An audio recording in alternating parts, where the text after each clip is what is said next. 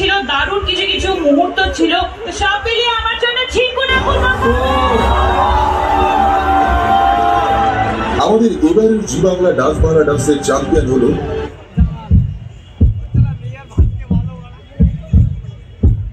ঋতু মণ্ডল। কেমন লাগছে ঋতু? আমার খুব আনন্দ হচ্ছে স্যার, আমার বহুদিনের স্বপ্ন পূরণ হয়েছে। তবে আরো বেশি খুশি হতাম যদি আমার আজ বাবা পাশে থাকতো। আরে রমেশ দা, আমাদের ঋতু তো জি বাংলা ডান্সের চ্যাম্পিয়ন হয়েছে।